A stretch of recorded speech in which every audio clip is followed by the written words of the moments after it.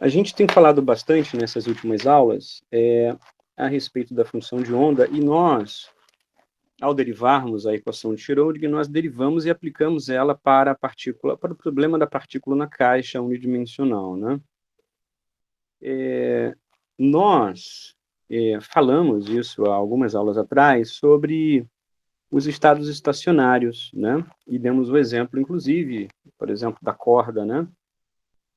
Num violão, enfim, de uma corda com as extremidades fixas, né? E com isso nós explicamos para vocês, né? Expliquei para vocês a questão dos estados estacionários.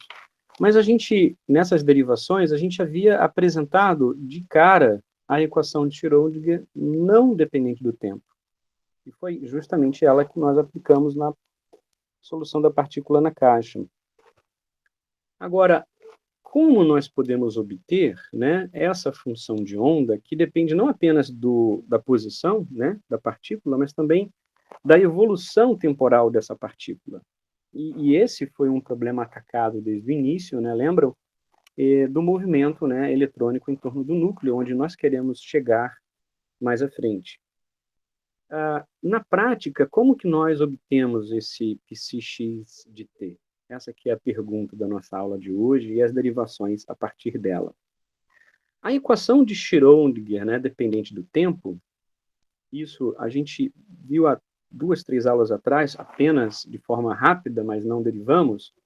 Ela tem essa forma geral que vocês estão vendo aqui, ou seja, I, né, o complexo, vezes o H barra, né, H sobre 2π, multiplicado pela derivada parcial de π em relação a t, aqui é a variável tempo, vai ser igual a menos H barra ao quadrado sobre 2m, derivada parcial agora da π em relação a x ao quadrado mais v π. Lembrando que a função de onda, né, vamos recordar lá atrás, ela é, de forma geral, ela vai ser dependente das posições x, y e z e do tempo.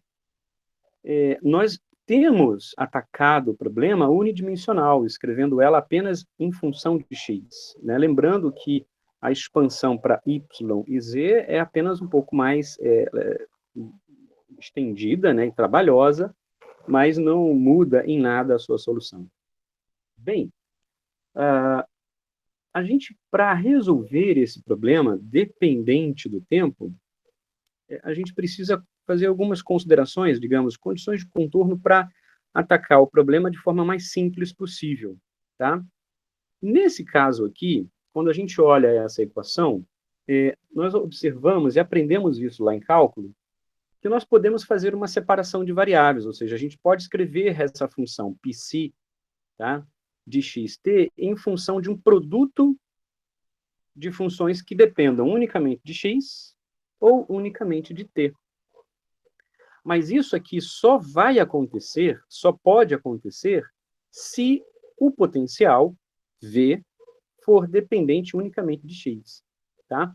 Se o potencial V não fosse, né, dependente unicamente de x, essa separação de variáveis não seria factível. Então, é uma consideração simplória que podemos fazer, a grosso modo, não apenas ideal, mas factível, porque muitos problemas a gente pode considerar não dependente, o potencial não dependente no tempo, né, e unicamente da posição das partículas, né, no espaço. Então, nós vamos considerar que esse potencial seja unicamente dependente de x. Isso ajuda na solução do problema. Então, esse V agora, não dependente do tempo, vai nos fazer olhar para esse lado direito aqui, ó, da equação, todo esse lado aqui, que vocês estão vendo, ele tem uma função psi que é derivada em relação a x 2 vezes, tá? E desse lado de cá, uma função psi que é derivada somente em relação a t. Então, nós conseguimos manipular, tá, essa equação diferencial parcial de forma a separar essas variáveis e escrever, então, a psi de xt como... Opa, desculpa, voltei aqui. A psi x de t como essa equação abaixo, onde será, então, o produto. Agora aqui seriam as funções psi minúscula, né, de x e φ de t, tá? Bom, problemas como esse de separação de variáveis, vocês certamente já resolveram ao longo da graduação, né? E nós temos N outros exemplos na física, também na química, na qual as equações diferenciais podem ser separadas dessa forma. Isso vai nos ajudar bastante, por quê? Porque agora, observem, quando nós operamos, né, o operador aqui, derivada parcial em relação a t, sobre a função psi, lembrando que ela é uma função de xt, nós vamos aplicar isso na equação anterior. Então, a derivada parcial de psi xt em relação a t vai ser uma derivada parcial em relação a esse produto, tá? Ou seja, a derivada parcial em relação a t do produto de φ de psi x vezes φ de t. Como é uma derivada parcial em relação a t e a função aqui psi de x não depende de t, ela sai da derivada parcial e nós escrevemos esse resultado como vocês observam aqui à direita, como produto de psi de x vezes, agora, observe em destaque azul, que nós podemos escrever uma derivada ordinária. Por quê? Porque ela não depende da variável x, tá? Por isso ela não precisa ser uma derivada parcial. Então, nós reduzimos o problema de uma derivação parcial em psi de xt a uma derivada agora ordinária de φ de t em relação a t, tá? Então, nós isolamos esse produto e a gente vai usá-lo mais à frente. Por quê? Porque, da mesma forma, nós devemos lembrar que temos agora que resolver esse caso aqui da derivada parcial segunda em relação a x. E é o que faremos. Atacando agora o problema da derivada parcial segunda de psi em relação a x, nós vamos operar de novo no produto, só que agora em relação a x duas vezes. Então, a derivada segunda de psi em relação a xt, tá? Ela vai ser uma derivada parcial segunda em relação a x do produto psi x vezes φ t. Como agora vocês observam, né, a nossa derivação parcial é em relação a x, então esse φ de t sai dessa derivada parcial e nós isolamos o problema como uma derivada ordinária de φ de psi de x em relação a x2 vezes o φ de t. Então, nós chegamos a dois produtos isolados que dependem da derivação ordinária de φ de t e da derivação segunda de psi de x. O que nós precisamos agora fazer é substituir isso na equação de Schrödinger, aquela original lá atrás. Então, substituindo essas relações obtidas na equação de Schrödinger, nós vamos obter, e aqui, por simplicidade, observe, eu estou chamando aqui acima o psi de x como psi, tá bom? E o φ de t como φ, tá? A única coisa que a gente tem que lembrar ao fazer isso é que, na formulação aqui proposta, né, o psi ele vai depender unicamente de x, e o φ, a função φ, vai depender unicamente de t, tá? Bom, ao substituir, nós temos essa relação aqui acima, né? E o que fazemos para simplificar e separar as variáveis é dividir ambos os lados pelo produto psi vezes φ, tá?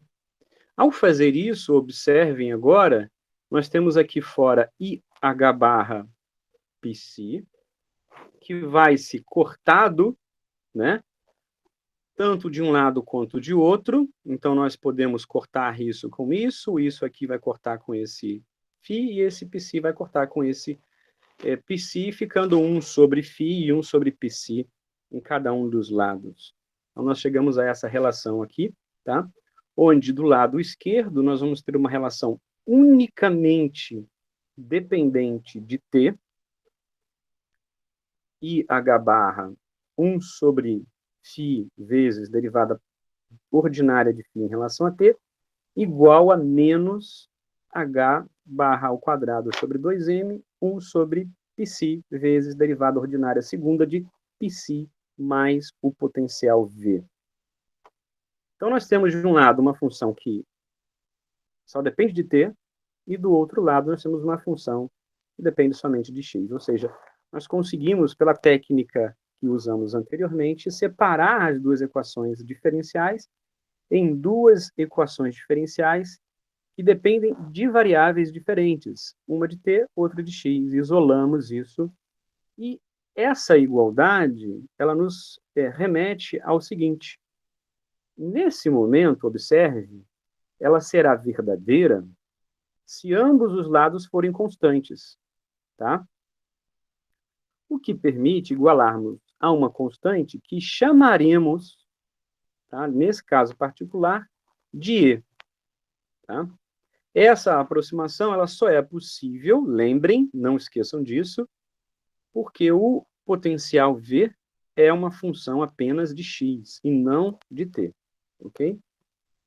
Então, isso nos leva a essa relação, onde nós temos aquela derivada ordinária em relação a φ de t igual a e, tá? E, portanto, fazendo uma manipulação aqui, automaticamente isolando, né, de um lado a derivada e do outro a função φ, nós chegamos a essa relação, dφ dt igual a menos i sobre h barra vezes φ. E do lado direito também igualamos a e, e chegamos na equação de Schrödinger independente do tempo, né, ou não dependente do tempo, que havíamos já derivado em algumas aulas anteriores no roteiro e que aplicamos para o problema da partícula na caixa. Então, observem que nós conseguimos, assim, chegar, né, a duas proposições da equação de Schrödinger, uma que não depende do tempo e outra que é dependente do tempo, tá? Isso é muito interessante e isso nos facilita imensamente para aplicar a diversos problemas. A primeira derivada, ela tem solução bem trivial, bem simples, né? Se nós integrarmos, né, isolando a função φ, tudo que depende de φ de um lado, depende de t do outro, equações como essa que vocês estão vendo aqui, vocês resolvem em química, diversos problemas de química têm essa cara, né? E a solução dessa integral é exatamente exponencial, né, de menos i e t sobre o h barra. Okay?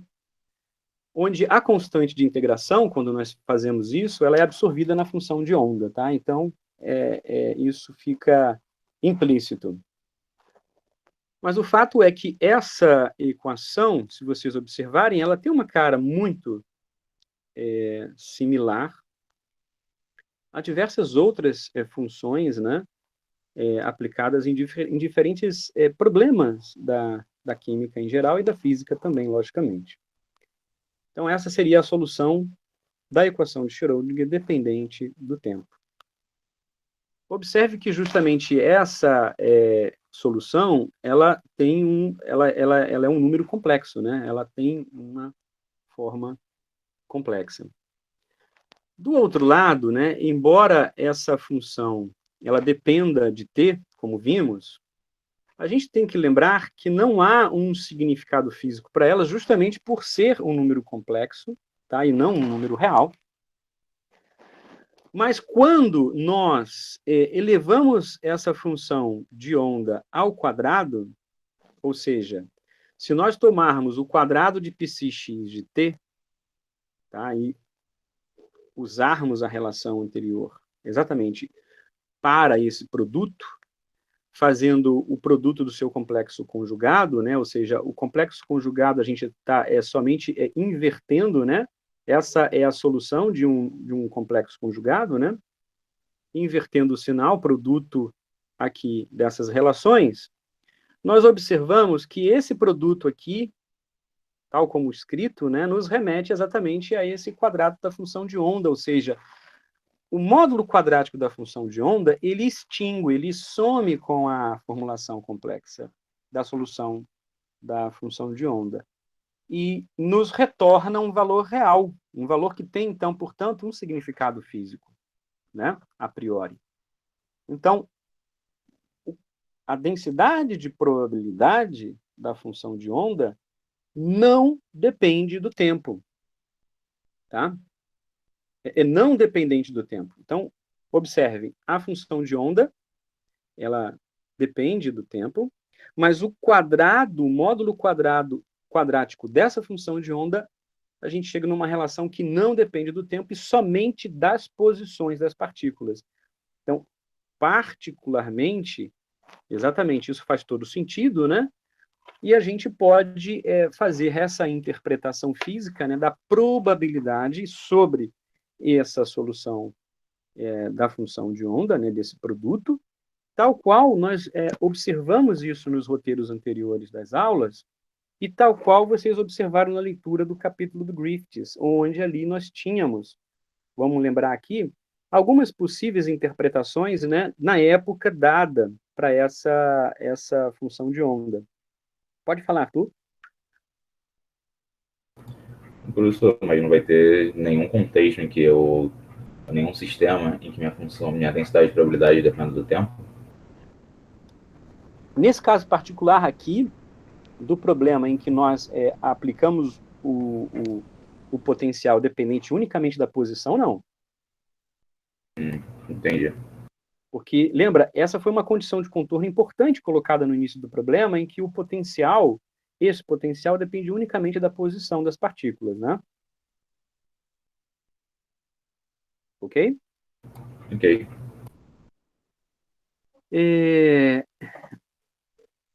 Vocês acompanharam o material que eu compartilhei, porque eu deixei ele como material suporte, não deixei como atividade, não sei se todo mundo leu, sobre as possíveis interpretações para a função de onda?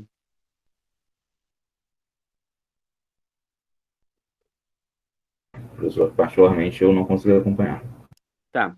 Eu vou pedir que vocês, por favor, dessem uma lida, tá? No material, acho que foi da aula antes da prova, que eu deixei compartilhado do livro do Griffiths, a respeito de três, na época, interpretações que deram a função de onda, tá bom? Isso é particularmente importante para a nossa aula de hoje, para a nossa discussão de quarta-feira e também para os futuros trabalhos e aulas que teremos, tá bem? Então, deem uma olhada nesse material, ele foi compartilhado, salvo engano, na última aula antes da prova, e ele está como material suporte, não como atividade. Combinado, pessoal? Ok? Beleza. Bom, feito isso, observem, então, que o que nós faremos? Nós agora vamos adentrar nos postulados, principais postulados, né, da mecânica quântica, relacionado a essa solução e à função de Schrödinger, ou seja, quais as propriedades relacionadas a essa função de onda. Uma delas, vocês já observam que ela por si não tem uma interpretação física, a qual nós possamos relacionar, como, por exemplo, nós temos para a mecânica newtoniana e para a solução das equações de Newton. Mas nós observamos que a interpretação física acessível, acessada, né, à função de onda é a sua densidade de probabilidade, tá? Então, esse primeiro conceito vai ser importantíssimo, ele vai estar justamente descrito em um dos postulados, tá? Colocado para as derivações da função de onda, e também a gente vai precisar agora também acessar uma linguagem, né, um formalismo matemático que nos facilite em relação às integrais, né, que usamos. E aí isso foi colocado em seguida, né, aos trabalhos de Schrödinger, em seguida aos trabalhos da interpretação por Max Born, e foi uma grande contribuição dada por Paul Dirac, que vai, vocês vão observar na próxima aula, que vai escrever essa integral da função de onda, psi estrela, né, complexo conjugado, vezes psi, vamos escrever aqui um dx, mais uma vez trabalhando com a integral, né, em uma dimensão. Esse valor, ele está relacionado justamente com o quê? Vamos ver se vocês já estão lembrados das nossas últimas aulas da prova.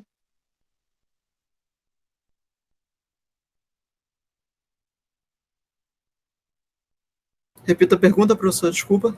Essa integral, né, nos limites definidos do produto da função de onda em uma dimensão, mas a gente pode extrapolar isso para 3 dimensões se for o caso, é igual a quanto?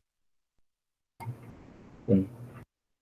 É igual a 1. E essa é a condição de quê? Normalização. Normalização de Born. Isso. Essa é a condição de normalização, tá? Ou seja,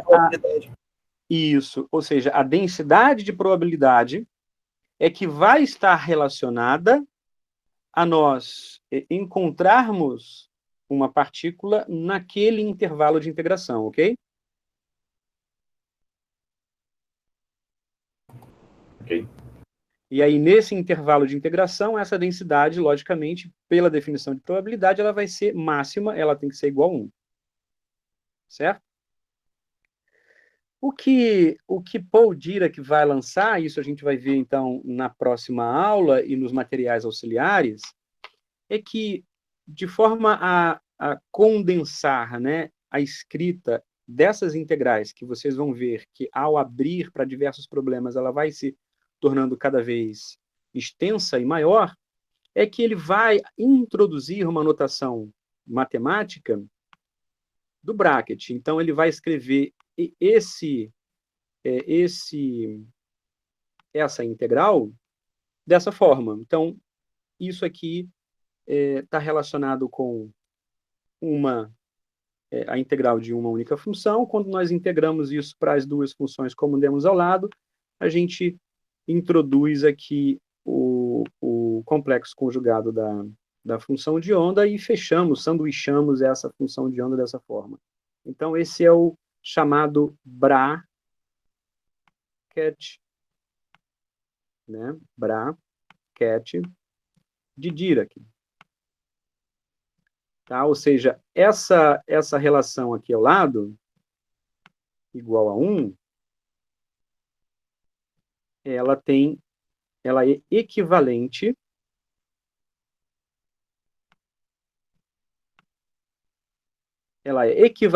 à integral à direita. Ficou claro para vocês? Pode falar, Arthur.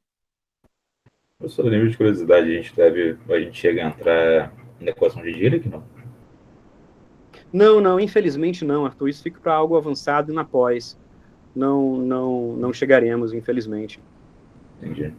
Tá? Mas por importância, né, essa notação de Dirac, tá?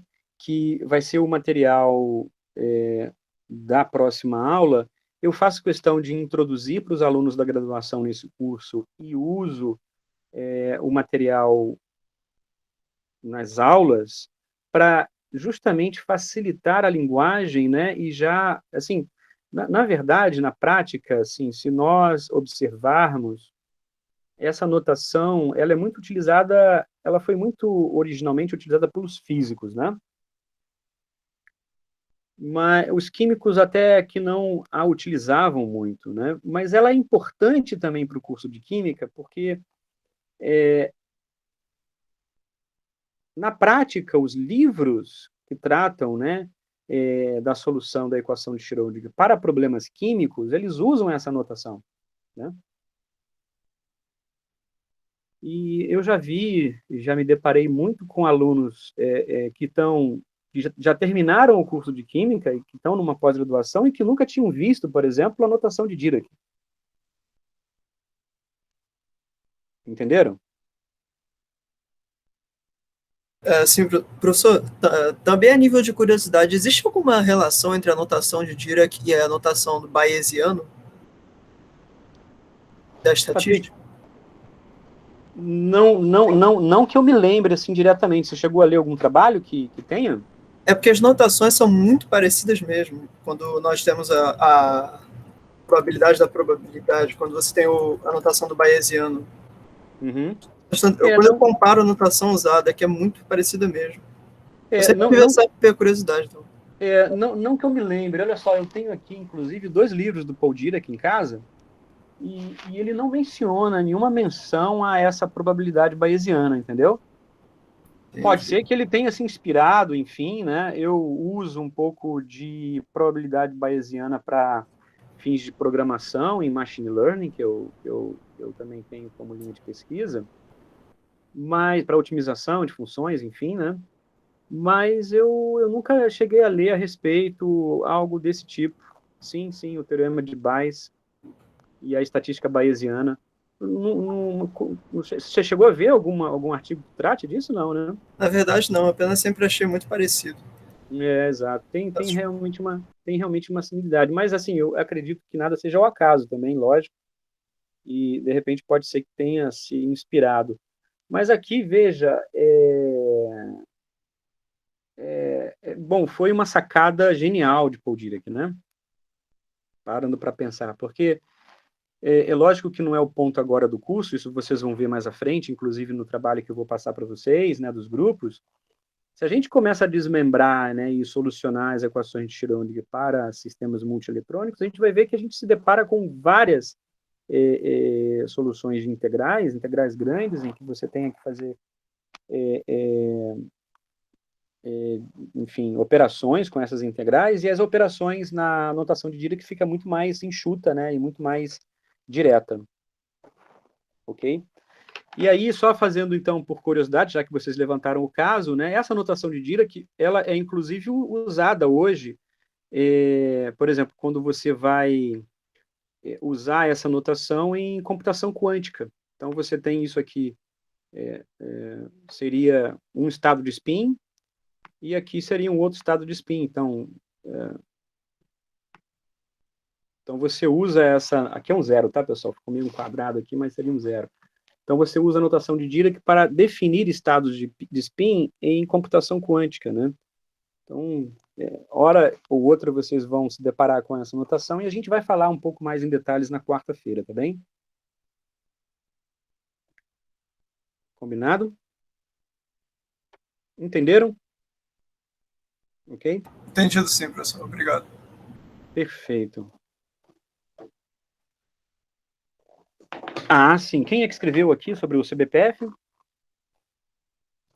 Foi eu, professor. Ah, sim, lógico. Os físicos, eles basicamente usam sempre notação de Dirac desde o início, ok? Então, assim, eu acho super conveniente, né, vocês já terem contato com isso desde agora e entenderem o que significa, né, a linguagem dessa notação, qual é o significado dela. Eu acho que ficou bem claro aqui, mas a gente vai ver mais em detalhes na quarta-feira, combinado? Então, hoje, nossa aula era isso que eu queria passar para vocês, né, uma introduçãozinha do que a gente vai ver na quarta, e aí mais atividades e material eu compartilho com vocês quarta-feira, tá bom?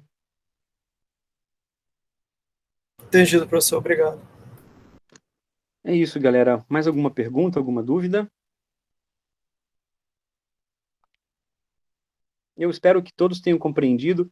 Eu fico, às vezes, aqui incomodado que só o Arthur, Patrick, um ou outro aí fala. Por favor, Camila, outros colegas, Sinclair, que estão aqui, Vitória, Carol, eu espero que vocês estejam entendendo, por favor. Não é nenhum problema chegar, levantar a mão aqui ou falar: olha, professor, eu, na verdade, não entendi nada e eu estou aqui justamente para tentar explicar da melhor forma possível. Eu repito tudo se necessário. podem se manifestar no chat também. Eu fico aqui na ansiedade, né, porque essa questão de você não ver, né, olho no olho, tete a tete, não sei o que está se passando na cabeça de vocês, enfim, mas eu espero que tenha sido, né, tenha ficado claro aqui. Então, é isso.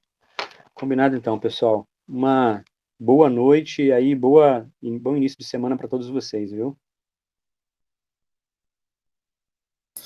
Obrigada, professor. Boa noite. Até quarta. Boa noite. Tchau, professor.